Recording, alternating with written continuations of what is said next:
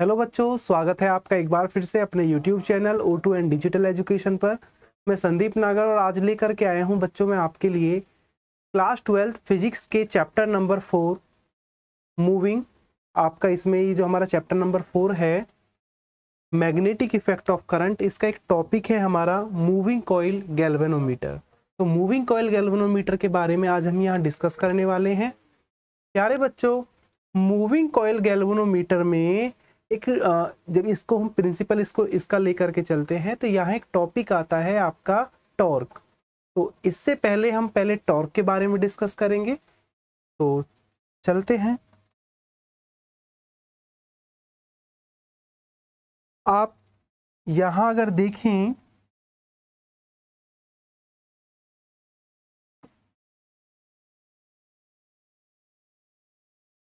Torque on A current loop in a uniform magnetic field. सबसे पहले हमें क्या करना है, हम यहाँ टॉर्क के बारे में देखेंगे। अच्छा बच्चों, जो लास्ट चैप्टर था इलेक्ट्रोस्टैटिक्स वाला, वहां हम टॉर्क का डेरिवेशन निकाल चुके थे, लेकिन वो इलेक्ट्रिक फील्ड के लिए था।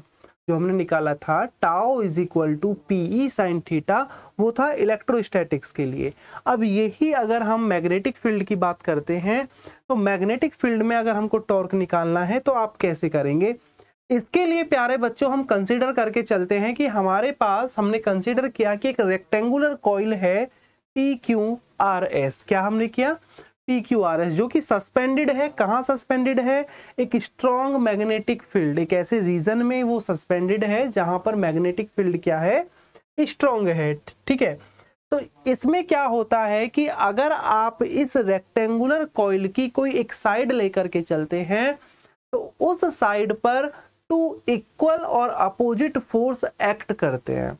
क्या होगा, इक्वल और अपोजिट फोर्स आपके एग्जर्ट करेंगे। तो वहां जब हम टॉर्क निकालते हैं, टॉर्क का एक बेसिक सा कंसेप्ट है कि टॉर्क इक्वल होता है आइदर फोर्स, दोनों फोर्सों में से आप कोई एक फोर्स लेंगे और उनके बीच की परपेंडिकुलर डिस्टेंस। अब ये फोर्स की जो वैल्यू होती है यहाँ पे आई वी बी और परपेंडिकुलर डिस्टेंस है ए साइन थीटा। अब ये कैसे, आप इसको थोड़ा डायग्राम से ऐसा देख सकते हैं। अगर आप यहाँ देख पा रहे हैं कि ये एक स्ट्रॉन्ग मैग्नेटिक फील्ड है हमारा, ये जिसका नॉर्थ पोल है और ये हमारा साउथ। अब इस स्ट्रॉन्ग मैग्नेटिक फील्ड में ये हमारी एक कॉइल है P Q, ये R और ये S। ठीक है, हमने क्या काम किया, इस रेक्टेंगुलर कॉइल की लेंथ हम ये लेकर के चल रहे हैं स्मॉल b, और ये हमने ली साइड A, क्योंकि रेक्टेंगुलर है तो ये वाली साइड तो हमने A लिया और ये साइड हमने ले लिया B। तो जब हम इस स्ट्रेट करंट कैरिंग कंडक्टर के लिए जो फोर्स होता है, हमने लास्ट वीडियो में एक निकाला था कि भाई F इक्वल टू होता है, क्या था F का फॉर्मूला, कि IBL या ILB साइन थीटा, ये था ना एक। अब यहां पर अगर आप इस साइड की बात करते हैं PQ की, तो PQ के लिए करंट आपका I है, लेंथ का काम करेगा ये B, मैग्नेटिक फील्ड B है और ये होता है परपेंडिकुलर साइन 90। तो ये F आपका आ गया IBV कि ये वो आपका स्ट्रेट करंट कैरिंग कंडक्टर के लिए वो फोर्स है। तो हम इसमें क्या लेकर के चलते हैं, बेसिकली हम इसकी एक साइड लेकर के चलते हैं। ठीक है, जब हम यहाँ पे टॉर्क निकालते हैं तो ये साइड ली, तो इस पे एक तो अप साइड में फोर्स, ये एक डाउनवर्ड। तो ये इन दोनों ही फोर्सेस की जो वैल्यू होगी बच्चों, ये होगी F equal to I B B, small v B और ये आपका कैपिटल बी। ठीक है, अब अगर यहां से आप ये परपेंडिकुलर डिस्टेंस निकालते हैं, एंगल थीटा लेकर के चलते हैं, तो यहां से आप देखेंगे कि भाई अगर इसकी वैल्यू हम निकालें, इसकी परपेंडिकुलर डिस्टेंस की, दोनों फोर्सेस के बीच की जो परपेंडिकुलर डिस्टेंस है, तो ए साइन थीटा आ जाएगा पाइथागोरस थ्योरम से। तो यही काम तो हमने किया है पीछे। अगर आप देखें कि इस फोर्स की जगह क्या लिया, आई बी बी, और परपेंडिकुलर डिस्टेंस क्या हो गई, ए साइन थीटा, ये वो हमारी परपेंडिकुलर डिस्टेंस है। समझे। इसके बाद अगर आप ये देखें कि ये स्मॉल ए और ये स्मॉल बी, इन दोनों को हमने एक साथ रखा, ठीक है, तो एक साथ रखने पे क्या डिफरेंस आपको मिला इसमें कि भाई ये ए बी क्या होगा, ये तो एरिया हो गया ना रेक्टेंगुलर का। जो रेक्टेंगल है, रेक्टेंगल का एरिया क्या होता है, लेंथ इनटू ब्रीथ होता है, तो ये क्या हो गया एरिया, यानी यहाँ पे इस ए की वैल्यू क्या हो गई, ये ए बी हो गई। तो हमने इस ए बी की जगह यहाँ क्या पुट कर दिया, ये ए पुट कर दिया, तो हमारा टाउ क्या निकल के आ गया, टाउ आ गया आई ए बी साइन थीटा। क्या आ गया जी, आई ए बी साइन थीटा। अब अगर हम ये लेकर के चल रहे हैं कि ये जो आपने रेक्टेंगुलर लूप लिया है, अगर इसमें नंबर ऑफ टर्न्स हो कैपिटल एन, तो यहाँ पे फिर टाउ की जगह क्या आ जाएगा, टाउ इज इक्वल टू आ जाएगा आपका एन आई ए बी और ये आपका साइन थीटा। ठीक है, अब हमें ये पता है कि भाई अगर हम मैग्नेटिक मोमेंट निकालते हैं तो ये m इक्वल होता है एन आई ए के। ये है आपका मैग्नेटिक मोमेंट। जैसे इलेक्ट्रोस्टैटिक में p क्या था, इलेक्ट्रिक डाइपोल मोमेंट था, ये आपका मैग्नेटिक डाइपोल मोमेंट है m। तो आप टाउ की जगह क्या लिख सकते हो, M B sine theta. Clear. अब यहाँ पे क्या है, टाउ इक्वल टू जब एम बी साइन थीटा आप लेंगे और वेक्टर फॉर्म में आप इसे लिखें तो लिख सकते हैं tau vector is equal to M vector cross B vector. ये हो गया इसका वेक्टर फॉर्म। अब यहाँ पे केसेस अगर हम लेकर के चलते हैं कि भाई अगर थीटा की वैल्यू 0 है, तो जब आप यहाँ थीटा की वैल्यू 0 पुट करेंगे तो साइन 0 की वैल्यू प्यारे बच्चों क्या होती है 0, तो आपका टॉर्क क्या आ जाएगा, टाउ आ जाएगा 0। ये आपका फर्स्ट केस में। इसका मतलब क्या हो गया कि आपका अगर थीटा इज इक्वल टू 0 है तो the torque is minimum when the plane of the loop is perpendicular to the magnetic field. दूसरी कंडीशन, अगर थीटा की वैल्यू 90 डिग्री हो, थीटा जब 90 डिग्री होगा तो टॉर्क आपका होगा मैक्सिमम, और मैक्सिमम टॉर्क की वैल्यू होगी आपकी एम बी, और अगर आप एम की वैल्यू पुट करते हो तो एन आई ए बी, ये आ गया जी। तो ये आपका मैक्सिमम टॉर्क आपका निकल करके आ गया जी। ठीक है, आगे अगर हम चलें, अगर नेक्स्ट उसकी बात करते हैं जो कि आज का हमारा टॉपिक भी है, मूविंग कॉइल गैल्वेनोमीटर। तो ये बच्चे क्या है, एक थ्योरेटिकल आपका एक टॉपिक है जिसके चांस अधिकतर लॉन्ग क्वेश्चन में आने के होते हैं कि मूविंग कॉइल गैल्वेनोमीटर का अगर टॉपिक आता है तो या तो एक केस बेस में आ जाता है केस स्टडी में, या फिर ये आपका लॉन्ग क्वेश्चन बन करके आ जाता है। तो बेसिकली सबसे पहले यहाँ पे आता है कि मूविंग कॉइल गैल्वेनोमीटर क्या है जी। तो बच्चों मूविंग कॉइल गैल्वेनोमीटर आपकी एक डिवाइस है जिसकी हेल्प से आप किसी सर्किट में करंट को डिटेक्ट कर सकते हैं। तो ये कहता है आपका कि it is a device to detect current in a circuit. किसी सर्किट में करंट को डिटेक्ट करने की ये एक डिवाइस है। इसका प्रिंसिपल क्या है, किस प्रिंसिपल पे काम करती है, तो भाई ये इसका प्रिंसिपल ये है कि अगर आप किसी कॉइल को किसी स्ट्रॉन्ग मैग्नेटिक फील्ड में क्या करते हैं, सस्पेंड कराते हैं, तो वहां पे एक टॉर्क अप्लाई होता है। ठीक है, तो उस टॉर्क की वजह से जब वो कॉइल आपकी क्या होती है, रोटेट करती है, ठीक है, तो उस पर फिर एक रिस्टोरिंग फोर्स आपका अप्लाई होगा जिसको हम रिस्टोरिंग टॉर्क भी कहते हैं। ठीक है, यानी कि वो फिर एक एंगल से डिफ्लेक्ट हो जाती है और उसी एंगुलर डिफ्लेक्शन को मेजर करके हम उस सर्किट में फ्लो होने वाली करंट का मेजरमेंट कर लेते हैं। तो ये क्या कहता है प्रिंसिपल इसका, कि ये current carrying coil place in a magnetic field experience A current dependent torque. यानी कि अगर आप किसी कॉइल को किसी स्ट्रॉन्ग मैग्नेटिक फील्ड में सस्पेंड कराते हैं तो वो कॉइल एक क्या मतलब क्या एक्सपीरियंस करती है, वो एक टॉर्क एक्सपीरियंस करती है। ठीक है, which tend to rotate the coil and produce angular deflection. जो टॉर्क उस कॉइल को रोटेट करता है और वहां पर एक एंगुलर डिफ्लेक्शन प्रोड्यूस होता है, और इसी एंगुलर डिफ्लेक्शन को मेजर करके डायरेक्टली लीनियर स्केल पर हमको करंट की मेजरमेंट मिल जाती है। अगर हम बात करें इसकी कंस्ट्रक्शंस की, तो कंस्ट्रक्शंस क्या है इसमें, ये आपको यहाँ जो डायग्राम में दिखाया गया है ये इस मूविंग कॉइल गैल्वेनोमीटर का एक इंटरनल पार्ट है। अगर आप देखें तो ठीक है, इसमें क्या होता है कि इसमें एक रेक्टेंगुलर कॉइल होती है, और ये रेक्टेंगुलर कॉइल बिल्कुल ऐसे ही इसका जो इंटरनल अगर आप ये स्ट्रक्चर देखते हैं तो अभी जो थोड़ी देर पहले हमने देखा है ना इस टाइप से, यही वो रेक्टेंगुलर कॉइल है PQRS, बिल्कुल सेम ये। ठीक है, तो क्या कहता है कि इसमें एक रेक्टेंगुलर कॉइल होती है of fine insulated copper wire bound on A light non magnetic metallic frame, यानी हम एक नॉन मैग्नेटिक मेटेलिक फ्रेम पर कॉपर वायर को बाउंड करके वो कॉइल बनाते हैं। ठीक है, अब होता क्या है कि the two ends of the axle of this frame are pivoted between the two jewelled bearing. इसके दोनों जो कॉर्नर हैं वो ज्वेल्ड हुए रखते हैं। किस में ज्वेल्ड हुए, किसके साथ ज्वेल्ड हैं, वो है आपका वेयरिंग के साथ। आगे कि the motion of the coil is control by a pair of hair springs of phosphor bronze.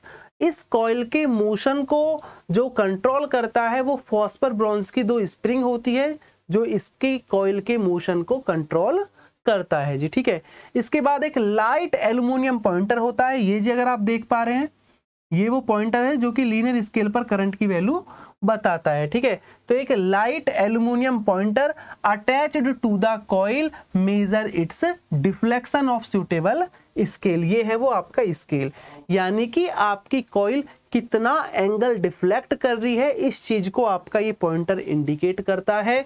और कॉइल का डिफ्लेक्शन डायरेक्टली प्रोपोर्शनल होता है करंट के। जब आप वर्किंग देखेंगे तो वो डायरेक्टली प्रोपोर्शनल होता है करंट के, इसीलिए किसी कॉइल का डिफ्लेक्शन एंगल अगर हमें पता चल जाए तो उसमें हम करंट इजीली फाइंड आउट कर सकते हैं, यानी कि वो डायरेक्टली ही फिर करंट की वैल्यू आपको बताता है।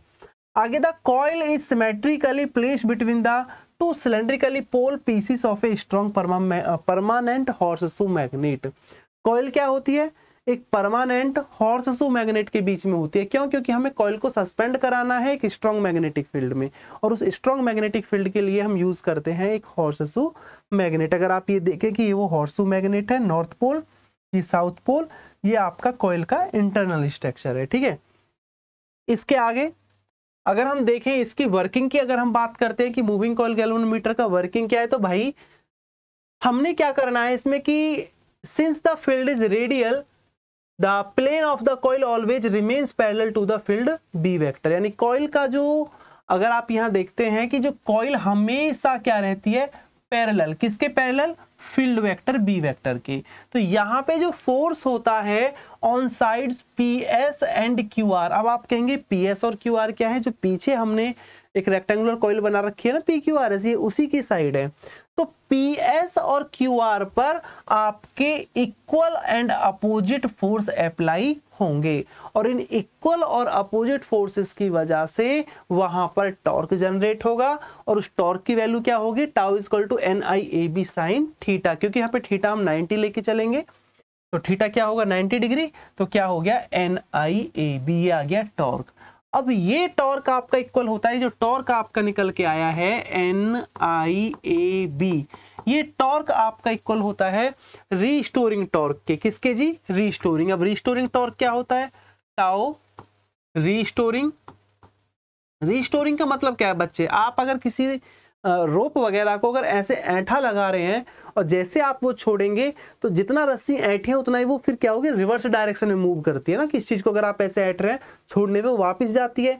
तो यहाँ पर भी जो आपकी कॉइल है, टॉर्क की वजह से जितना रोटेट हुआ तो उसे वापस उसी पोजीशन में लाने के लिए लगता है आपका रीस्टोरिंग टॉर्क।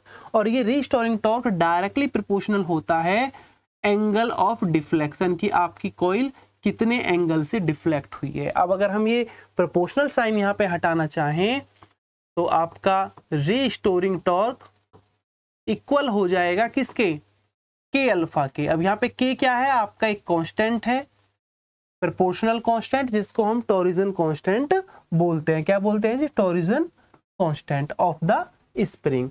अब इक्विलिब्रियम की कंडीशन में क्या होता है कि आपका ये जो टाउ है ना इक्विलिब्रियम में, ये इक्वल हो जाता है इस रीस्टोरिंग टॉर्क के। यानी कि आपका जो के अल्फा है, ये के अल्फा डायरेक्टली प्रोपोर्शनल हो जाएगा एन आई ए बी के। तो यहां से अगर आप इस अल्फा की वैल्यू निकालते हैं इस एंगुलर डिफ्लेक्शन की, तो N I A B upon K, ये आ गया आपका एंगुलर डिफ्लेक्शन। अब आप यहां देख सकते हैं कि सारी चीजें कांस्टेंट हैं, तो अल्फा डायरेक्टली प्रोपोर्शनल किसके होगा, आई के। इसलिए मैं आपसे कह रहा था कि अगर आपको कॉइल का एंगुलर डिफ्लेक्शन पता चल जाए तो आप डायरेक्टली यानी करंट की मेजर आप कर सकते हैं, क्योंकि डायरेक्टली प्रोपोर्शनल होता है करंट के। ठीक है, तो अब यहाँ पे अगर आप देखें आई की वैल्यू क्या होगी, अगर आप जनरली यहीं से आई की वैल्यू निकालने लगे इस वाले टॉपिक से, तो आई इक्वल टू हो जाएगा आपका के अल्फा अपॉन NAB। ये आ गया जी, ये आपका आई है। ठीक है, अब अगर आप यहाँ पे देखें कि does the deflection produce in the coil proportional to the current। अब इस सारे कांस्टेंट वैल्यू को, इसको, ये सारी जो कांस्टेंट वैल्यू है इसको हम कहते हैं जी भी कह सकते हैं। तो ये हो जाता है जी और आपका ये अल्फा। ठीक है, ये क्या है आपका जी। अब जी क्या है आपका, इसको कहते हैं गैल्वेनोमीटर कांस्टेंट। क्या कहते हैं भैया, गैल्वेनोमीटर कांस्टेंट, या फिर हम इसको करंट रिडक्शन फैक्टर के नाम से भी जानते हैं। ये जो जी है आपका, इस जी की वैल्यू क्या होगी, ये जी इक्वल होगा के अपॉन NAB के, और इसको हम कहते हैं करंट रिडक्शन फैक्टर। क्या कहते हैं जी, करंट रिडक्शन फैक्टर। अब नेक्स्ट टॉपिक बच्चों यहाँ पे आता है sensitivity of a galvanometer. Galvanometer की सेंसिटिविटी से मतलब क्या है, सेंसिटिव का मतलब है कि अगर आप गैल्वेनोमीटर में करंट या फिर वोल्टेज में अगर इस थोड़ा सा भी आप चेंज करते हैं तो वहां आपको स्केल पर एक लार्ज डिफ्लेक्शन शो होगा, तो हम ये कहेंगे कि गैल्वेनोमीटर सेंसिटिव है। यानी कि galvanometer is said to be sensitive if it show large scale deflection. क्या शो करे, large scale deflection even when a small current is pass through it. यानी अगर आप एक स्मॉल करंट इसमें पास करते हैं तो ये एक लार्ज डिफ्लेक्शन शो करेगा। ठीक है, अब बात आती है कि गैल्वेनोमीटर की जो सेंसिटिविटी है वो टू टाइप से है आपकी, एक तो करंट सेंसिटिविटी है, एक आपकी वोल्टेज सेंसिटिविटी है। तो अगर हम करंट सेंसिटिविटी की बात करें तो it is the deflection as the it is defined as the deflection produced in the galvanometer, ठीक है, इन पर यूनिट करंट। यानी कि अगर आप 1 एम्पियर की करंट आपकी गैल्वेनोमीटर में फ्लो होती है और उसकी वजह से जो डिफ्लेक्शन आता है उसको हम कहते हैं करंट सेंसिटिविटी। क्या कहते हैं, करंट सेंसिटिविटी। और इस करंट सेंसिटिविटी को रिप्रेजेंट करते हैं IS से। तो IS इक्वल टू क्या हो गया, ये जो आपका डिफ्लेक्शन है पर यूनिट करंट। अब यहाँ पे अगर आप अल्फा की वैल्यू पुट करेंगे तो NABI अपॉन K इंटू आई, तो आई से आई आपका कैंसिल आउट हो जाएगा और ये बचेगा NAB या NBA और अपॉन K। तो ये आ गया आपका करंट सेंसिटिविटी। अब ऐसे ही अगर आप वोल्टेज सेंसिटिविटी निकालते हो तो वोल्टेज सेंसिटिविटी होता है VS। अब की बार क्या होगा, ये अल्फा अपॉन V आ जाएगा, जैसे यहाँ I आया है, यानी कि it is defined as the deflection produced in galvanometer when a unit potential difference is applied across it. अगर हम एक यूनिट पोटेंशियल डिफरेंस यहाँ पे अप्लाई करते हैं तो ये आपका क्या होगा, वोल्टेज सेंसिटिविटी। यहाँ पे अगर मैं V की वैल्यू पुट करूं तो अल्फा इक्वल टू V की जगह आप IR रख सकते हैं। फिर से आप अगर अल्फा की वैल्यू पुट करेंगे NABI इंटू K और ये IR, तो I से I आपका कैंसिल आउट, तो VS इक्वल टू क्या आएगा, NAB अपॉन KR। ये आ गया जी आपका वोल्टेज सेंसिटिविटी। क्या आ गया जी, वोल्टेज सेंसिटिविटी। आगे आता है कि factors on which the sensitivity of a moving coil galvanometer depend, कि किसी मूविंग कॉइल गैल्वेनोमीटर की सेंसिटिविटी किन किन फैक्टर्स पर डिपेंड करती है। तो बेसिकली आप देख सकते हैं बच्चे, एक तो ये डायरेक्टली प्रोपोर्शनल होती है N की, चाहे वो आपकी करंट सेंसिटिविटी हो गैल्वेनोमीटर की या फिर वो आपकी वोल्टेज सेंसिटिविटी हो, दोनों किस पे करेंगे, नंबर ऑफ टर्न्स पर यानी N पर। एक ये डायरेक्टली प्रोपोर्शनल होता है आपका मैग्नेटिक फील्ड का, जैसे आप अगर नंबर ऑफ टर्न्स इंक्रीज करेंगे तो सेंसिटिविटी इंक्रीज होगी, नंबर ऑफ टर्न्स आप डिक्रीज करेंगे तो सेंसिटिविटी आपकी डिक्रीज होगी। सिमिलरली मैग्नेटिक फील्ड, अगर आप मैग्नेटिक फील्ड इंक्रीज करते हैं तो सेंसिटिविटी इंक्रीज होगी, और मैग्नेटिक फील्ड अगर डिक्रीज करते हैं तो सेंसिटिविटी डिक्रीज होगी। इसके बाद आता है area A of the coil. Coil का जो एरिया है यहाँ भी सेम है, एरिया इंक्रीज होने पर सेंसिटिविटी आपकी क्या होगी, इंक्रीज होगी। एक होता है टॉरिजन कांस्टेंट, अगर आपका टॉरिजन कांस्टेंट इंक्रीज होता है तो सेंसिटिविटी डिक्रीज होगी, और अगर ये डिक्रीज होता है तो सेंसिटिविटी इंक्रीज होगी, क्योंकि ये क्या है, इनवर्सली प्रोपोर्शनल है। ठीक है, इसके बाद आता है बच्चों की advantage of moving coil galvanometer, कि मूविंग कॉइल गैल्वेनोमीटर के क्या एडवांटेज है, हम इसे क्यों यूज करें, क्योंकि करंट को डिटेक्ट करने के लिए तो एमीटर भी यूज किया जा सकता है, वोल्टेज को डिटेक्ट करने के लिए वोल्ट मीटर यूज किया जा सकता है। तो फिर गैल्वेनोमीटर का एडवांटेज क्या है? बेसिकली अगर हम इसके एडवांटेज की बात करते हैं तो एक तो ये linear scale can be use to measure deflection. Moving coil galvanometer में जो स्केल यूज करते हैं वो लीनियर स्केल है, तो डायरेक्ट वहां से वैल्यू हम पता कर लेते हैं। एक तो इसका ये एडवांटेज है। दूसरा, it can be made highly sensitive by increasing NBA and decreasing K, यानी कि आप इसे हाईली सेंसिटिव बना सकते हैं गैल्वेनोमीटर को, तो आपकी स्मॉल से स्मॉल करंट भी इसमें इजीली डिटेक्ट हो जाती है। तीसरा पॉइंट है, it is used in any direction, यानी इस पे डायरेक्शन का कोई इफेक्ट नहीं पड़ता है, कहीं भी आप इसको यूज कर सकते हैं। तो ये तो इसके एडवांटेज हो गए मूविंग कॉइल गैल्वेनोमीटर की। साथ ही साथ अगर हम इसकी डिसएडवांटेज की बात करें तो एक तो ये है कि इसकी जो सेंसिटिविटीनेस है, जो आपका सेंसिटिविटी है, can not be change at will. दूसरा पॉइंट आता है कि it is easily damage bye overloading. अगर ओवरलोडिंग होगा तो ये आसानी से क्या होता है, बहुत जल्दी डैमेज हो जाता है, तो ये एक इसका डिसएडवांटेज है। इसके बाद इसमें एक टॉपिक आता है प्यारे बच्चों, conversion of a galvanometer into a ammeter. हम इस गैल्वेनोमीटर को एमीटर में भी कन्वर्ट कर सकते हैं और हम गैल्वेनोमीटर को वोल्ट मीटर में भी कन्वर्ट कर सकते हैं। कैसे? अगर हमको गैल्वेनोमीटर को एमीटर में कन्वर्ट करना है तो इसके लिए हम गैल्वेनोमीटर के रेजिस्टेंस के साथ एक स्मॉल रेजिस्टेंस हम क्या करेंगे, कनेक्ट कर देंगे। हम क्या करते हैं यहाँ पे कि गैल्वेनोमीटर ऑफ रेजिस्टेंस जी, हमारे पास जो गैल्वेनोमीटर है अगर उसका रेजिस्टेंस हम जी लेकर के चलते हैं कि गैल्वेनोमीटर का रेजिस्टेंस क्या है, जी है, ठीक है, इसको आप आसानी से एमीटर में कन्वर्ट कर सकते हैं। क्या करके? आप एक स्मॉल रेजिस्टेंस लें, क्या लें जी, स्मॉल रेजिस्टेंस, और उसको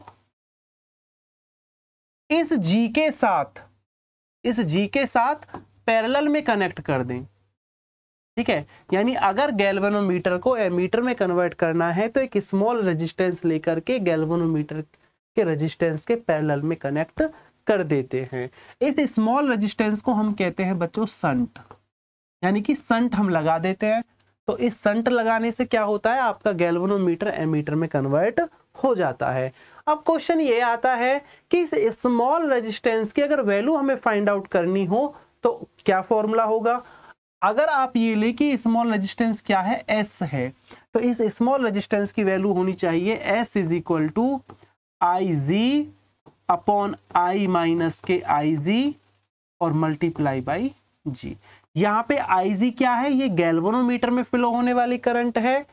आई आपकी मेजरिंग करंट है, जिस भी करंट को आपको मेजर करना है वो आई है, और कैपिटल जी क्या है, गैल्वेनोमीटर का रेजिस्टेंस है। तो ये वैल्यू पुट करके आप इस स्मॉल रेजिस्टेंस यानी कि आपका जो संट है, आप इस संट की वैल्यू कैलकुलेट कर सकते हैं। इसके बाद आता है कि गैल्वेनोमीटर को वोल्टमीटर में कन्वर्ट करने के लिए क्या करें, तो इसका जस्ट अपोजिट है। अब की बार आप क्या काम करोगे भाई कि आपने यहां जो स्मॉल रेजिस्टेंस लगाया था, अगर हम इसको वोल्टमीटर में कन्वर्ट करें तो यहां पर एक लार्ज रेजिस्टेंस लगाएंगे। क्या लगाएंगे जी, लार्ज रेजिस्टेंस, इसका जस्ट अपोजिट उल्टा, और इस लार्ज रेजिस्टेंस को कनेक्ट करेंगे सीरीज में। इसमें कनेक्ट करेंगे भाई सीरीज में। तो अगर आप एक लार्ज रेजिस्टेंस गैल्वेनोमीटर के साथ सीरीज में कनेक्ट कर देते हैं तो ये वोल्ट मीटर में कन्वर्ट हो जाएगा। अब क्वेश्चन आता है कि उस रेजिस्टेंस की वैल्यू क्या हो, तो वो रेजिस्टेंस R इक्वल टू होना चाहिए V अपॉन आई जी और माइनस कैपिटल G। यहाँ पे V है आपका वो वोल्टेज है जो आपको मेजर करना है, यानी कि मेजरिंग वोल्टेज है। IG गैल्वेनोमीटर में फ्लो होने वाली करंट है, और G आपका रेजिस्टेंस ऑफ गैल्वेनोमीटर है। तो इस वाले फॉर्मूले से आप क्या कर सकते हैं, गैल्वेनोमीटर को रेजिस्टेंस में कन्वर्ट कर सकते हैं, ठीक है। अब a voltmeter is high resistance device and is always connected parallel to the conductor across which potential difference is to be measured. कई बार क्वेश्चन पूछ लिया जाता है कि वोल्ट मीटर को इसी सर्किट में कैसे कनेक्ट करते हैं, तो वोल्ट मीटर को हमेशा पैरेलल में कनेक्ट करते हैं, ठीक है, क्योंकि हाईली रेजिस्टेंस डिवाइस है आपकी, इसका रेजिस्टेंस क्या होता है, हाई होता है, तो इसलिए हम इसको क्या करते हैं, पैरेलल में कनेक्ट करते हैं। तो प्यारे बच्चों, आज आपने यहाँ सीखा है कि मूविंग कॉइल गैल्वेनोमीटर के बारे में। उसकी सेंसिटिविटी आपने देखी है, साथ ही साथ आपने यहाँ क्या देखा है कि भाई मूविंग कॉइल गैल्वेनोमीटर को आप कैसे कन्वर्ट कर सकते हैं, एमीटर में या फिर आप वोल्ट मीटर में। तो हाँ जी, बिल्कुल आप गैल्वेनोमीटर को एमीटर या वोल्ट मीटर में कन्वर्ट कर सकते हैं। अगर गैल्वेनोमीटर को एमीटर में कन्वर्ट करना है तो शंट लगा देंगे। शंट क्या है? एक स्मॉल रेजिस्टेंस है जो कि गैल्वेनोमीटर के रेजिस्टेंस के पैरेलल के साथ कनेक्ट होगा, और अगर वोल्ट मीटर में कन्वर्ट करना है तो एक लार्ज रेजिस्टेंस लगा देंगे सीरीज में। ठीक है, तो ये चैप्टर आपका बच्चों फिनिश हो गया है थ्योरेटिकल। तो नेक्स्ट वीडियो में हम इसके एनसीईआरटी वाली एक्सरसाइज हम इसकी करेंगे। ठीक है, अच्छा बच्चों, एनसीईआरटी के बुक में इस चैप्टर का नाम क्या है? मैग्नेटिक इफेक्ट ऑफ करंट नहीं हो करके इसका नाम है मैग्नेटिज्म के टर्म की moving charge and magnetism. Moving charge and magnetism इसका नाम है एनसीईआरटी की बुक में। ठीक है, चैप्टर 4 ही है, और कल हम इसके क्या करते हैं, एनसीईआरटी वाले न्यूमेरिकल सॉल्व करते हैं। जो एनसीईआरटी एक्सरसाइज हमको दी गई है हम अपनी नेक्स्ट वीडियो में उनको क्या करेंगे, सॉल्व करेंगे। तो मिलते हैं बच्चों अपनी नेक्स्ट वीडियो में। धन्यवाद।